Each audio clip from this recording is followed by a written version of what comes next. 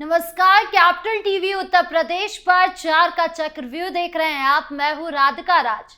आज 4 के चक्रव्यूह में बताएंगे आपको कौन से हैं वो 4 योद्धा जो चक्रव्यूह में इतनी बुरी तरह फंसे हैं कि उनका निकलना असंभव नजर आ रहा है।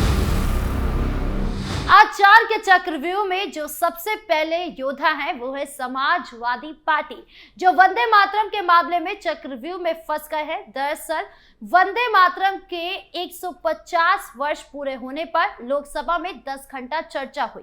चर्चा में अखिलेश यादव से लेकर इकरा हसन ने ऐसी बातें बोली जिससे वो एक्सपोज हो गए।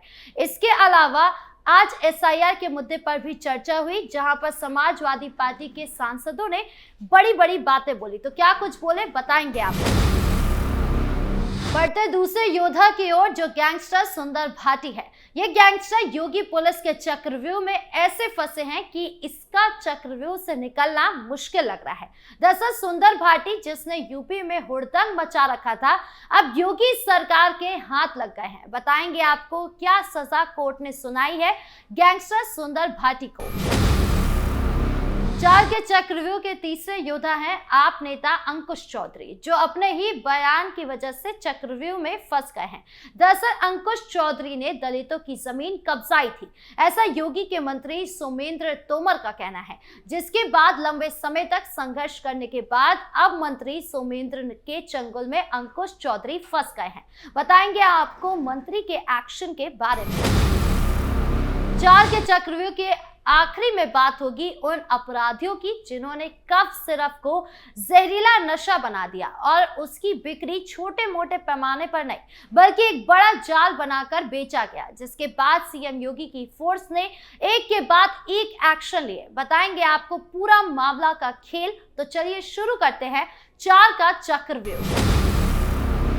शुरुआत करते 4 के चक्रव्यूह की सबसे बड़ी खबर से, जो समाजवादी पार्टी से जुड़ी है। लोकसभा में पहले वंदे मातरम के मुद्दे पर चर्चा हुई। इस चर्चा में समाजवादी पार्टी के सांसदों ने बड़े आरोप सत्ता पक्ष पर लगाया।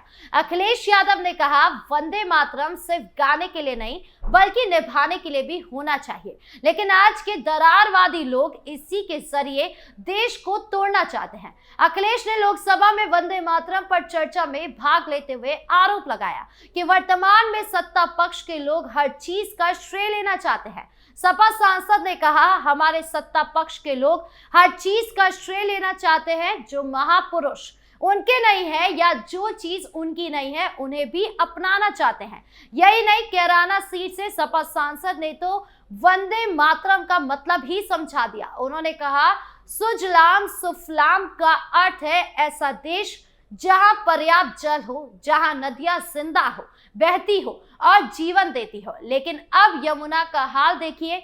मलयज शीतलाम में मलयज का अर्थ है मल्य पर्वत से बहने वाली ठंडी सुगंधित हवा जो जीवन देती है, बीमारी नहीं। क्या आज के भारत की हवा मलयज शीतलाम है? इकरा हसन की बात हो या अखिलेश यादव, दोनों ने ही वंदे मातरम का सम्मान करने की बजाय वही किया जो करते आ रहे हैं, यानी कि तुष्टीकरण की राजनीति। अगर समाजवादी पार्टी को वंदे मातरम को लेकर इतना ही दुख है तो उन्हें पहले महमूद मदनी और सपा सांसद मुहिबुल्लाह नदवी पर एक्शन लेना चाहिए, जिन्होंने जिहाद करने की बात कही, साथ ही वंदे मातरम को लेकर कहा कि ये कभी नहीं बोलेंगे। यही नहीं, लोकसभा में एसआईआर के मुद्दे पर भी अखिलेश यादव ने कहा कि एसआईआर की प्रक्रिया सिर्फ विपक्षियों के वोट चोरी करने का तरीका है। एसआईआर की प्रक्रिया के नाम पर पीडीए वोटरों का नाम काटा जा रहा है। यही नहीं, अखिलेश यादव का कहना है कि एसआईआर की प्रक्रिया जल्दबाजी में हो रही है। अब ऐसे में अखिलेश यादव से सबसे पहले तो यही पूछा जाना चाहिए कि अगर एसआईआर की प्रक्रिया गलत है या नहीं होनी चाहिए तो आपने अपने मंत्रियों को बीएलओ के पीछे निगरानी पर क्यों लगा दिया है? अगर वोटरों के नाम कट रहे हैं तो वो कहां पर है? एक बार भी मीडिया के सामने क्यों नहीं आ रहे हैं? और जब बिहार चुनाव से पहले एसआईआर की प्रक्रिया हो रही थी तब आपने कहा बहुत जल्दबाजी में हो रहा है। अब जब यूपी विधानसभा चुनाव के 1.5 साल का वक्त है, उससे पहले एसआईआर की प्रक्रिया हो रही है, तब भी आपको दिक्कत हो रही है। तो ये जो आप गुमराह करने वाली राजनीति कर रहे हैं और अखिलेश और उनकी कंपनी खेल रही है, ये सबके सामने आ गया है। और यही कारण है कि अब अखिलेश यादव के पास इसका कोई जवाब नहीं है और वो चुप्पी साधे हुए हैं। बढ़ते अगली खबर की ओर, जो गैंगस्टर सुंदर भाटी से जुड़ी है। नोएडा की कासना कोतवाली में दर्ज गैंगस्टर एक्ट के एक अहम मामले में जिला अदालत ने कुख्यात गैंगस्टर सुंदर भाटी समेत 10 दोषियों को 9 साल की कठोर कारावास की सजा सुनाई है। इन सभी पर 20-20 हजार रुपए का जुर्माना भी लगाया है। जुर्माना न भरने पर 2-2 माह का अतिरिक्त कारावास भुगतना होगा। सजा पाए दोषियों में सुंदर भाटी, श्रीराज, विकास पंडित, योगेश, ऋषिपाल, बॉबी उर्फ शेर सिंह, सोनू यतेंद्र चौधरी, अनूप भाटी और दिनेश भाटी शामिल है।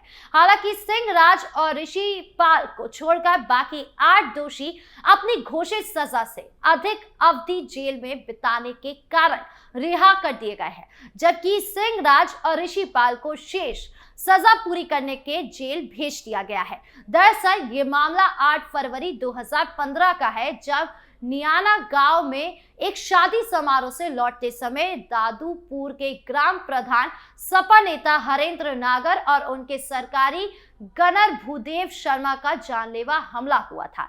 सवाल ये उठता है कि आत्मविश्वास सुंदर भाटी के पास आया कहां से।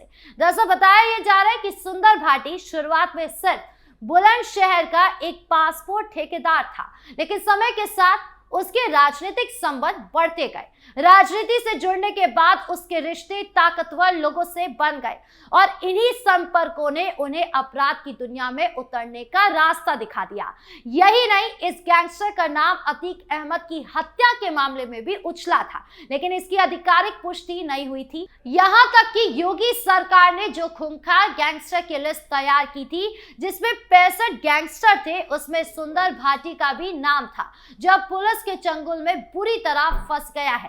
भले गैंगस्टर को 9 साल की सजा सुनाई गई हो, लेकिन ये सजा बढ़ भी सकती है। बढ़ते तीसरी खबर की ओर, जो आप नेता अंकुश चौधरी से जुड़ी है। उत्तर प्रदेश की राजनीति में एक नया बवाल खड़ा हो गया है। ऊर्जा मंत्री सोमेंद्र तोमर ने आम आदमी पार्टी के मेरठ जिला अध्यक्ष अंकुश चौधरी को 5 करोड़ रुपए का मानहानि नोटिस थमा दिया है। ये नोटिस अंकुश चौधरी के उन गंभीर आरोपों के जवाब में है, जिसमें उन्होंने मंत्री पर दलित परिवारों की जमीन हड़पने का सनसनीखेज इल्जाम लगाया था। मामला मेरठ के कायस्थ गवारी गांव का है, जहां 47 दलित परिवारों की जमीन कथित तौर पर हथियाने की साजिश रची गई। अंकुश चौधरी ने प्रेस कॉन्फ्रेंस करके दावा किया कि सोमेंद्र तोमर ने अपने रसूख का इस्तेमाल करते हुए 37 परिवारों को लाइलाज बीमारी का फर्जी मेडिकल सर्टिफिकेट दिलवाया है, ताकि जमीन बेचने की मजबूरी दिखाई जा सके, और बाकी 10 परिवारों को डरा धमकाकर भगाया गया। अंकुश चौधरी ने इसे सोची समझी साजिश बताया और मंत्री पर सीधा उंगली उठाते हुए कहा कि अगर ये षड्यंत्र नहीं था तो ये मंत्री के पास क्यों गए। उन्होंने चेतावनी दी कि ये लड़ाई सड़क से संसद तक लड़ी जाएगी और मेरठ में बड़ा आंदोलन होगा। हालांकि सोमेंद्र तोमर ने नोटिस में साफ कहा है कि ये आरोप पूरी तरह निराधार है, दुर्भावनापूर्ण है और राजनीति से प्रेरित है। उनका दावा है कि अंकुश चौधरी जानबूझकर उनकी और भाजपा की छवि खराब कर रहे हैं। पहले भी अंकुश ने एक व्यापारी को भाजपा नेता से नाक रगड़वाने का आरोप लगाया था, जिसे भी झूठा बताया गया। मंत्री का पक्ष है कि ये सब 2027 के विधानसभा चुनाव को देखते हुए विपक्ष की साजिश है। 5 करोड़ का नोटिस सिर्फ पैसों की बात नहीं, बल्कि एक कड़ा संदेश है कि बिना सबूत के इस तरह की मनगढ़ंत कहानियां अब बर्दाश्त नहीं की जाएगी। अब नोटिस देने के बाद आगे क्या कुछ होता है, यह भी देखना बाकी है। बढ़ते चौथी खबर की ओर, जो कफ सिरप से जुड़ी है। उत्तर प्रदेश के पवित्र नगरी वाराणसी में एक बार फिर नशे के कारोबार पर पुलिस की पैनी नजर काम आई है। भेलूपुर थाना क्षेत्र में 8 दिसंबर को एक कड़ी कार्रवाई में वाराणसी पुलिस ने 2 शातिरों को गिरफ्तार किया। ये आरोपी कोडेन युक्त कफ सिरप की अवैध बिक्री से बड़े सिंडिकेट का हिस्सा थे। फर्जी फार्मों का सहारा लेकर ये लोग बड़े पैमाने पर नशीली दवाओं का कारोबार चला रहे थे, जो युवाओं को नशे की दलदल में धकेलने का काम कर रहा था। ये गिरफ्तारी न केवल स्थानीय स्तर पर नशा तस्करी पर ब्रेक लगाने का संकेत है, बल्कि पूरे प्रदेश में बढ़ते ड्रग्स एब्यूज के खिलाफ एक सख्त संदेश भी है। पुलिस ने इनके कब्जे से भारी मात्रा में कोडीन बेस्ड सिरप बरामद किया है, जो बाजार में हजारों रुपए का काला कारोबार चला रहा था। देखिए ये वीडियो। गोकुलगंज निवासी हूँ। ये मेरे मित्र हैं, इन्हीं के द्वारा मेरा फर्म खुला था।